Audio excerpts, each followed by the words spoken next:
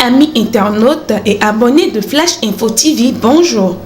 C'est par les nouvelles du Tchad que nous démarrons la revue de ce mercredi 21 avril 2021.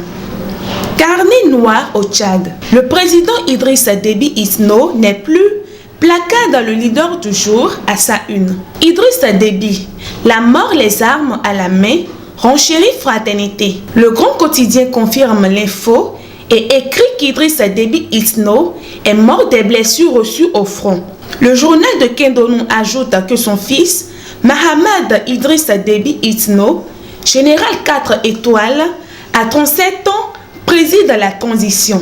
Mais le Béninois libéré qui annonce que la famille présidentielle est en fuite vers le Cameroun écrit que cette désignation de Mahamad Idriss Déby comme président n'est pas du tout du goût des rebelles du FACT. Ces derniers menacent d'ailleurs de marcher vers N'Djamena. Décès de Idrissa Déby Itno. Patrice Talon présente ses condoléances au peuple tchadien. Mentionne Le Matin qui publie tout sur la biographie du maréchal. Dans la presse du jour, Talon exprime les condoléances du peuple béninois au Tchad. La nation fait cas aussi des compassions du chef de l'État à la douleur du peuple tchadien. Le Béninois libéré publie les messages de condoléances de Talon et Yahi du Bénin, Ouattara de la Côte d'Ivoire, Condé de la Guinée, Bongo du Gabon, Bazoum du Niger et autres. Alors qu'Info Matin et l'Afrique en marche se demandent qui des rebelles ou de la garde républicaine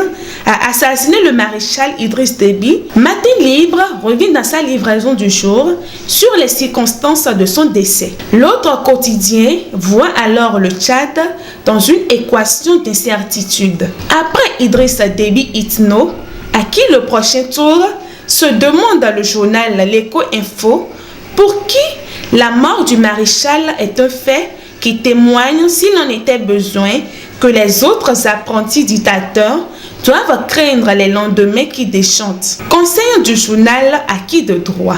De N'Djamena, revenons à Cotonou, où les résultats définitifs de la présidentielle du 11 avril 2021 sont attendus ce jour. Fraternité écrit que contrairement à la période préélectorale, et même avant les grandes tendances de la Sénat, où plusieurs recours ont été déposés devant la Cour constitutionnelle, c'était demandant même l'annulation du scrutin, le greffe des 7 sages n'a enregistré ces derniers jours aucun autre recours de la part des candidats malheureux, en l'occurrence les duos Korwe Agossa et Soumon Rumpe, conformément aux prérogatives que leur confère la loi électorale. Ce qui permet à l'institution, selon Fraternité, de livrer rapidement le verdict définitif du scrutin pour une prestation de serment de Patrice Talon et de sa colistière le 23 mai prochain.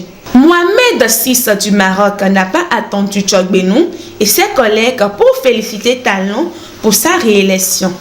Le grand quotidien et la nation, l'Observateur, Soleil Levant et Le Matin publient le message du souverain du royaume chérifien du Maroc à son homologue béninois. Félicitations ou pas, Talon doit poursuivre l'effort de modernisation du pays, pense Fraternité.